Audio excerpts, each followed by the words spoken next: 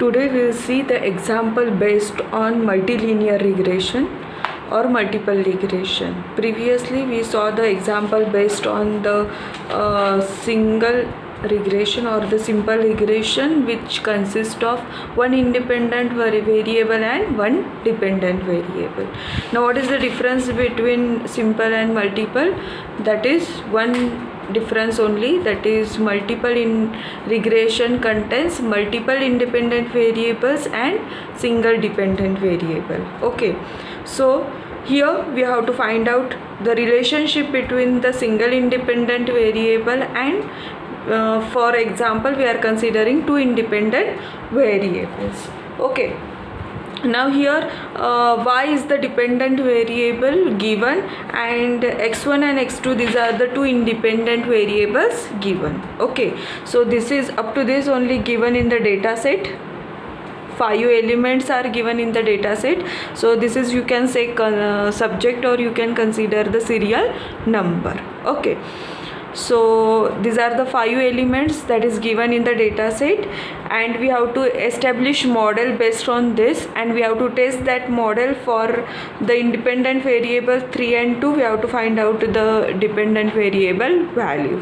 Okay, so this is the question.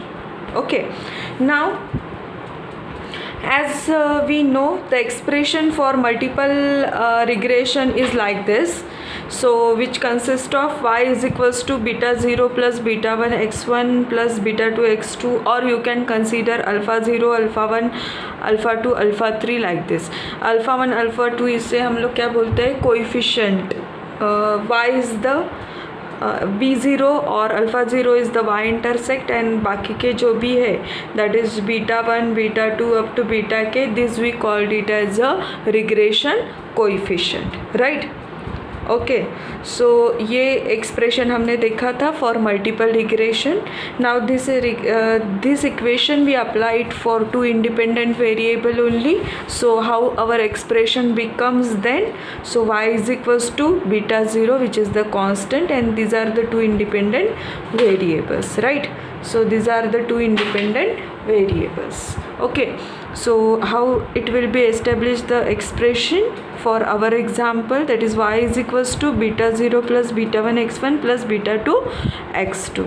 Okay, now this can be written as like this also, y is equals to a plus b1 x1 plus b2 x2, ऐसे भी हम लोग उसे लिख सकते हैं. Then a is equals to क्या हो जाएगा, a इज इक्वल्स टू अगर हमें कंसीडर करना है तो क्या हो जाएगा, a इस साइड में लेके जाएंगे तो, और y को इस साइड में लेके जाएंगे तो it becomes like this, y bar minus b1 x bar plus b2 x bar. Now we have to find out the value of b1 and b2. Now here we have to remember the formula for finding the b1 and b2. जैसे हमने last example में देखा था कि x1 and a1 and b1 find out करने के लिए formula use किया था. सेम यहाँ पे भी हमें a1 and b1 and b2 निकालने के लिए फॉर्मूला यूज़ करना पड़ेगा. सो वहाँ पे हमने कैसे फॉर्मूला यूज़ किया था, that is, this is the a formula, that is summation of y summation of x square. Now अभी यहाँ पे a एंड b सिर्फ कंसिडर किया था, अभी क्या है, b के जगह पे b1 एंड b2 है. सो b1 एंड b2 की वैल्यू हमें निकालनी है, ठीक है. सो यहाँ पे a का फॉर्मूला क्या था, summation of y summation of b का फॉर्मूला क्या था, n summation of x y minus summation of x summation of y. लेकिन वही फॉर्मूला यहाँ पे कैसे डिवाइड हो गया, that is summation of x square multiplied by summation of x1 y minus summation of x1 x2 summation of x2 y divided by summation of x square x1 square summation of x2 square minus summation of x1 x2 whole square. Okay, so this formula we have to use for b1, this we have to remember, ठीक है. अभी b2 के लिए कौन सा formula use करना पड़ेगा, only the thing is that denominator will be same, यहाँ पे सिर्फ चेंज होगा, यहाँ पे x1y है और यहाँ पे x2y है, उसके जगह पे सिर्फ इंटरचेंज हो जाएगा, यहाँ पे x2y आ जाएगा और यहाँ पे x1y आ जाएगा। यही डिफरेंस है सिर्फ B2 के लिए, ठीक है। सो B2 summation of x1 square, यहाँ पे x2 स्क्वायर था, अभी यहाँ पे x1 स्क्वायर आएगा। Clear? Summation of x2 xy minus summation of x1 x2 multiplied by summation of x1 y divided by denominator will be same. सिर्फ यहाँ पे चेंज आएगा, कैसे? B1 में यहाँ पे x2 था, यहाँ पे x1 था, यहाँ पे x2 था, ठीक है। तो यहाँ पे अभी क्या हो गया, उसके अपोजिट आ गया। Clear? So this formula we have to remember, ठीक है। अभी इस फॉर्मूला में हमें क्या क्या चाहिए? x1 स्क्वायर चाहिए, x2 स्क्वायर चाहिए, राइट। देन x1 x2 चाहिए, x2y चाहिए summation of, then summation of x1y चाहिए और समेशन ऑफ x1 x2 चाहिए, right. So this we required, ठीक है। सो ये फॉर्म निकालने के लिए हम लोग कैसे निकालेंगे? that is summation of x1 means square means what? Summation of x1 minus summation of x1 multiplied by summation of x1 divided by n. Clear? Same for all. Summation of x2 निकालने के लिए कैसे करना पड़ेगा? Summation of x2 multiplied by x2 minus summation of x2 multiplied by summation of x2 divided by n. n means what? Number of samples present in the data set. Same summation of x2y is equals to क्या हो जाएगा? summation of x2y minus summation of x2 multiplied by summation of y divided by n. ठीक है। So these are the formula that we have to use now. अभी इसमें हमें ये सारी चीज़ें क्या है, फाइंड आउट करनी होगी फ्रॉम द डेटा सेट, ठीक है। तो अभी यहाँ से हम लोग निकालते हैं, तो यहाँ तक हमें गिवन है, तो हमें क्या क्या निकालना है? समेशन ऑफ x1 निकालना है, x2 निकालना है, x2y निकालना है, x2 निकालना है, x1y निकालना है। तो वही 5 चीज़ें हमने यहाँ पे ली, x1 x2 x1 x2 x1y x2y, ठीक है। अभी x1 means what? Multiplication of x1 multiplied by x1। So 3 multiplied by 3 becomes 9, 4 multiplied by 4 becomes 16, 5 multiplied by 5 becomes 25, 6 multiplied by 6 becomes 36, 2 multiplied by 2 becomes 4. Clear? Same x2 के लिए 8 multiplied by 8 becomes 64, 5 multiplied by 5 25, 7 multiplied by 7 49, 3 multiplied by 3 9, 1 1. Okay, now x1 x2 इसका multiplication 8 3s are 24, 5 4s are 20, 7 5s are 35, 6 3s are 18, 2 1s are 2. Same x1y multiplication, इसका multiplication this x1y, ठीक है। 3 3 जा 9, 3 7 जा 21, 1 okay. So this is the multiplication of x1y and this is the multiplication of x2y. Clear? So this becomes minus.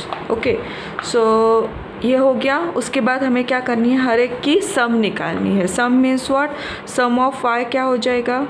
Summation of y becomes ये 5 इसकी सम हो जाएगी 19.5। Same summation of x1 क्या हो जाएगा? 20 इसकी सम, that is 6 + 2 8 + 5 13 + 4 13 + 7 that is 20. Same summation of x2 becomes 24, summation of x1 x2 निकाला, summation of x2 summation of x1 x2 इसकी सारी इसकी सम निकाली। क्लियर? नाउ यही हमें क्या करना है? अभी फॉर्मूला में पुट करना है। अभी पहले हम लोग इसकी वैल्यू निकाल लेते हैं। समेशन ऑफ x1 स्क्वायर की वैल्यू क्या आ जाएगी? अभी समेशन ऑफ x1 क्या है हमारा? 90। सो 90, ठीक है। 90 minus summation of x1 multiplied by summation of x1। अभी ये समेशन ऑफ x1 कौन सा है? 20, right. So 20 multiplied by 20 divided by 5, right. So ये क्या हो जाएगी वैल्यू? 5 4 जा 20, 24 जा 80, सो 19 माइनस 80 बिकम्स 10। क्लियर? सो लाइकवाइज सारे इसकी वैल्यू हमें निकालनी है, ठीक है। तो ये वैल्यू ऐसे आती है ये यहाँ पे पुट कर देंगे हम लोग। अभी इसके बाद b1 एंड b2 की वैल्यू निकालेंगे। b1 के फॉर्मूला में उसकी वैल्यू रख देंगे, ठीक है। सो b1 के फॉर्मूला में उसकी वैल्यू हम लोग रखेंगे। पहले क्या है, summation of x1 square. So summation of x1 square की वैल्यू क्या है, समेशन ऑफ x1 स्क्वायर की summation of x2 square. Summation of x2 square की वैल्यू क्या है, 32.8 multiplied by summation of x1 y। So summation of x1 y की value क्या है,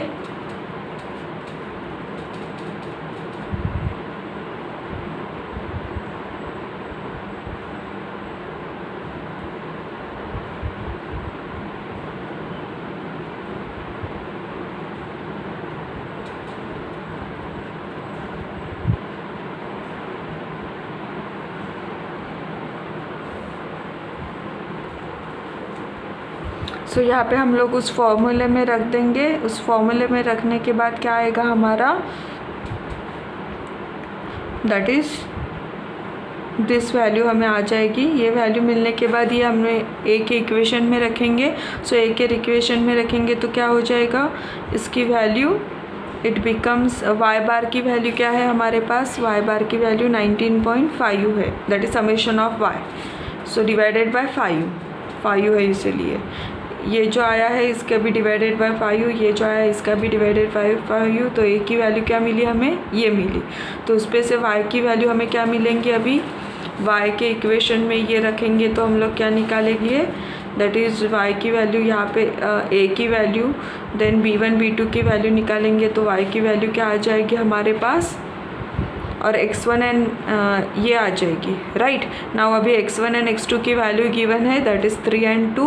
3 and 2 रखते हैं तो y की वैल्यू क्या निकालेंगी, this. So what is the value of y for 3 and 2, that is 6.296। Clear.